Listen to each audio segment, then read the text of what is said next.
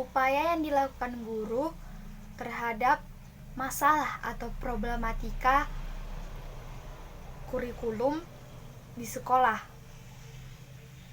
Yang pertama itu upaya untuk mengatasi masalah budaya membaca siswa yang masih rendah.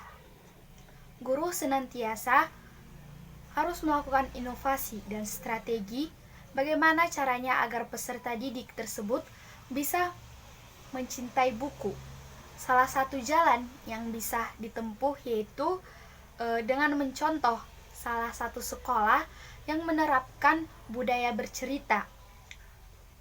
Sekali dalam sepekan, para mahasiswa mendapat tugas show and tell. Mereka yang diberi tugas bercerita di depan kelas selama 15 menit. Mereka boleh menceritakan apa saja, baik itu pengalamannya ataupun dari buku yang mereka baca.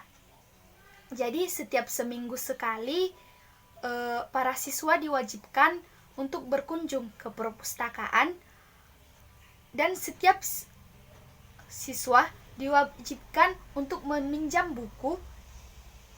Buku yang dipinjam tersebut harus dibaca dan dipahami isinya, karena guru akan menanyakan langsung kepada siswa tersebut apa isi buku tersebut. Apapun yang dilakukan guru dalam menghadapi siswa-siswi yang minat bacanya rendah, yang pertama yaitu pemilihan buku yang tepat. Khususnya di sekolah dasar, tingkat keterbacaan buku yang ada di perpustakaan sangat menentukan apakah buku itu akan dibaca atau tidak. Pada saat gencarnya gerakan literasi sekolah yang sekarang ini, buku-buku di perpustakaan sekolah sebagian besar, kalau tidak dapat dikatakan semuanya, kurang sesuai tingkat keterbacaannya dengan siswa sekolah dasar. Banyak perpustakaan sekolah mempunyai jumlah buku yang banyak, buku bantuan pemerintah dan buku pengayaan. Sangat kurang buku cerita anak. Yang kedua yaitu menciptakan suasana yang nyaman. Perpustakaan dari sudut baca yang tertera dengan baik dilengkapi koleksi buku-buku yang sesuai dengan usia-usia anak sekolah dasar, serta petugas perpustakaan yang ramah dan murah tersenyum sangat memungkinkan untuk menarik minat anak-anak untuk berkunjung ke perpustakaan. Yang ketiga, menempatkan slogan atau stiker di dinding perpustakaan dan sudut baca yang memotivasi anak untuk giat membaca. Yaitu yang keempat, sharing atau tukar pendapat terhadap isi buku yang dibaca siswa-siswi juga merupakan trik untuk menarik minat baca anak. Yang kelima yaitu membimbing siswa bagaimana cara membaca yang baik.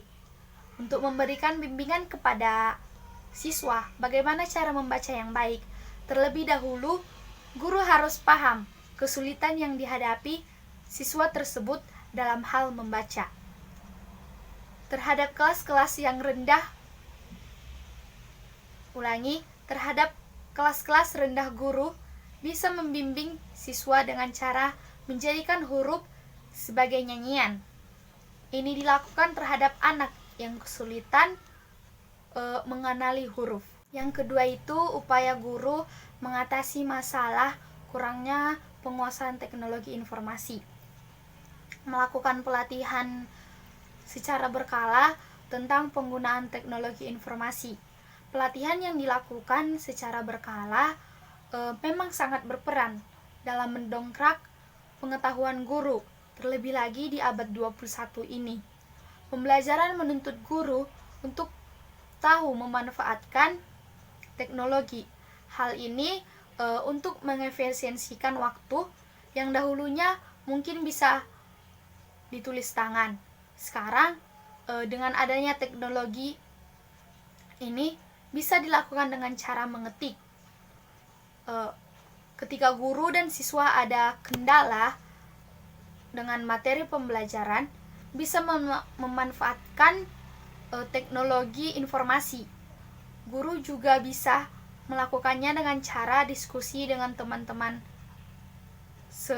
sebayanya, silaturahmi dengan sesama teman-teman guru, atau ke sekolah-sekolah maju demi mendapatkan ilmu. Langkah-langkah agar dapat menguasai penggunaan teknologi dengan cepat, yaitu yang satu, membiasakan diri bersentuhan dengan alat-alat elektronik, terutama laptop, terkait dengan materi pembelajaran. Yang kedua, meminimalisir penggunaan gadget untuk hal-hal yang kurang bermanfaat. Yang ketiga, selalu menggunakan waktu luang untuk mencari informasi pembelajaran lewat alat elektronik. Dan yang keempat, mengikis sifat jenuh dalam diri untuk senantiasa berkembang dan berwawasan luas. Yang ketiga, yaitu upaya yang dilakukan guru dalam mengatasi problem lemahnya bidang penguasaan administrasi. Administrasi pembelajaran memang bukan lagi hal baru bagi guru, namun hal ini masih merupakan kendala bagi proses pembelajaran. Ada beberapa jenis administrasi yang bisa dibenahi guru terkait dengan proses pembelajaran, yaitu A. Jadwal mengajar. Yang pertama, jadwal mengajar. Jadwal mengajar adalah rangkaian kegiatan mengajar guru yang telah diatur berdasarkan waktu dan urutan yang sistematis. Jadwal mengajar merupakan proses belajar mengajar berjalan maksimal. Hal ini menuntut guru untuk kreatif, mengatur jadwal mengajarnya sesuai dengan kondisi di sekolahnya masing-masing. Ada beberapa hal yang harus dipertimbangkan guru sebelum membuat jadwal mengajar. Pertama, belajar untuk mengatur waktu dengan baik agar jadwal mengajar tidak mengganggu waktu pribadi. Yang kedua, waktu yang diatur betul-betul dimanfaatkan sesuai waktunya. Yang kedua yaitu program tahunan. Adalah rencana kerja dalam waktu 1 tahun untuk mencapai tujuan yang telah ditetapkan. Dalam menyusun program tahunan, komponen yang harus dipenuhi adalah pertama itu identitas mata pelajaran, seperti identitas mata pelajaran, kelas, dan tahun pelajaran. Yang kedua itu format isian, yaitu seperti tema, subtema, dan alokasi waktu. Yang ketiga itu langkah menyusun prota. Yang ketiga yaitu program semester, merupakan penjabaran dari program tahunan yang berisi hal-hal yang ingin dicapai pada semester tersebut. Yang keempat yaitu absensi siswa. Absensi siswa merupakan dokumen pencatatan jam hadir setiap siswa di sekolah. Catatan jam hadir tersebut dapat berupa daftar hadir biasa, dapat juga berbentuk kartu hadir yang diisi dengan cara manual ataupun dengan mesin pencatatan waktu. Yang kelima itu rekap absen siswa. Selain guru mempunyai dokumen absensi siswa, guru juga mempunyai rekap absensi siswa yang merupakan kegiatan mengumpulkan dan mempersatukan absen di suatu kegiatan atau di akhir semester, baik itu berupa izin, sakit, alfa, dan dispen dari awal pertemuan sampai akhir pertemuan, dari awal semester sampai akhir semester. Yang keenam itu agenda pembelajaran. Agenda pembelajaran adalah salah satu perangkat pembelajaran yang harus dimiliki oleh guru, khususnya untuk bapak atau ibu guru yang mengajar di sekolah dasar. Yang ketujuh yaitu nilai sikap. Penilaian sikap dilakukan untuk mengetahui kecenderungan perilaku spiritual dan sosial siswa di dalam luar kelas sebagai hasil pendidikan. Yang kedelapan itu nilai pengetahuan.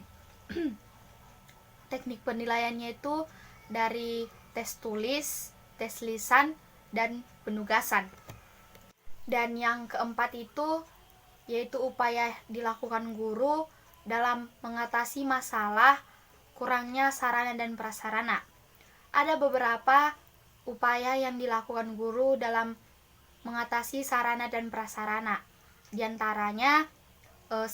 Meminta kepada kepala sekolah untuk segera memenuhi ketersediaan sarana dan prasarana. Yang kedua yaitu mencari metode lain yang relevan dalam pembelajaran untuk meminimalisir penggunaan sarana dan prasarana yang kurang memadai.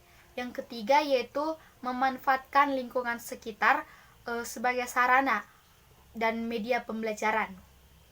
Salah satu cara yang efektif agar anak didik mampu belajar dengan baik adalah dengan memperkaya bahan pelajaran yang diterima di sekolah melalui bahan pelajaran yang dilengkapi dengan sumber belajar dari lingkungan alam sekitar sekolah. Dalam memanfaatkan lingkungan sekitar sebagai media pembelajaran, guru harus pandai-pandai menyesuaikan dengan materi yang diajarkan. Guru tidak boleh hanya mengajarkan berpatok di ruang kelas saja. Harus pandai memanfaatkan lingkungan sekitar agar bisa menghilangkan stres dan membuat suasana pembelajaran lebih nyaman. Juga guru harus menyampaikan pesan-pesan moral yang terkandung dalam setiap pembelajaran dan mengajak siswa-siswi untuk memetik hikmah apa yang terkandung dari pesan moral tersebut. Dengan pemanfaatan lingkungan sebagai sumber belajarnya, secara alami mendorong anak-anak untuk berinteraksi dengan anak-anak yang lain, bahkan dengan orang-orang dewasa. Pada saat anak-anak mengamati objek-objek tertentu yang ada di lingkungan, pasti dia ingin menceritakan hasil pertemuannya dengan yang lain, sehingga terjadilah proses interaksi atau hubungan yang harmonis. Anak-anak dapat membangun keterampilan sosialnya ketika mereka membuat perjanjian dengan teman-temannya untuk bergantian dalam menggunakan alat-alat tertentu pada saat mereka memainkan objek-objek yang ada di lingkungan tertentu. Melalui kegiatan seperti ini, anak-anak bisa menambah teman atau berteman dan saling menikmati suasana yang santai dan menyenangkan dalam proses pembelajaran mereka. Saran yang dapat saya sampaikan dari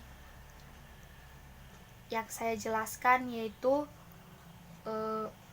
hendaknya setiap guru maupun calon guru dapat lebih memahami cara atau upaya yang dapat dilakukan oleh guru untuk mengatasi masalah dalam pelaksanaan kurikulum yang ada. Sekian, terima kasih.